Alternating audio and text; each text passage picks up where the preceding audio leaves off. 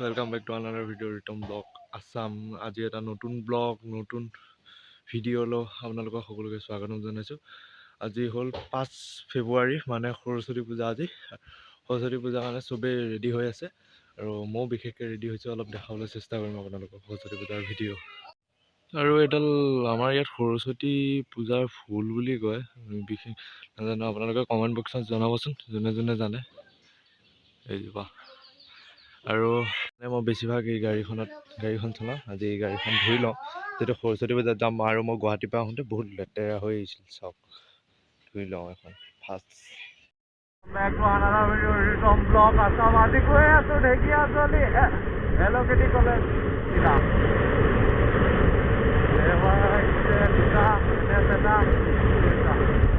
আৰু চবে খানা পিনা কৰি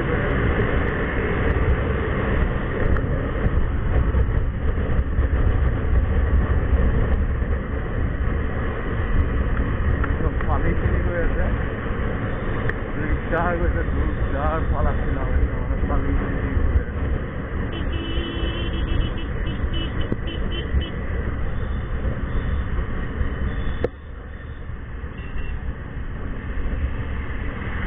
আৰু ব্লগটো ধুনীয়া হ'ব। আজি সৰস্বতী পূজা 5 তাৰিখ, সৰস্বতী পূজাৰ দিনা ভাল এটা ব্লগ বনাব আহিছো, ভাল ব্লগ।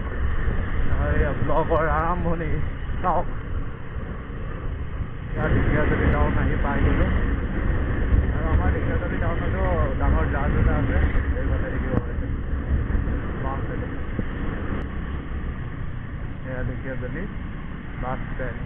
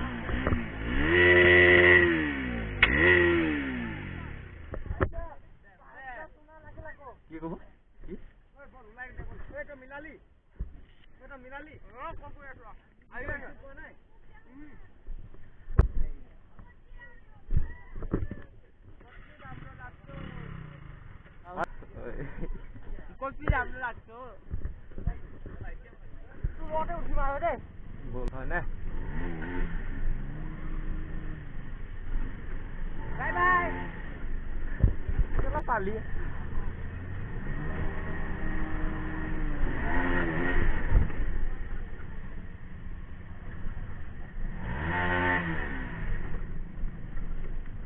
কোনফালে যাবি?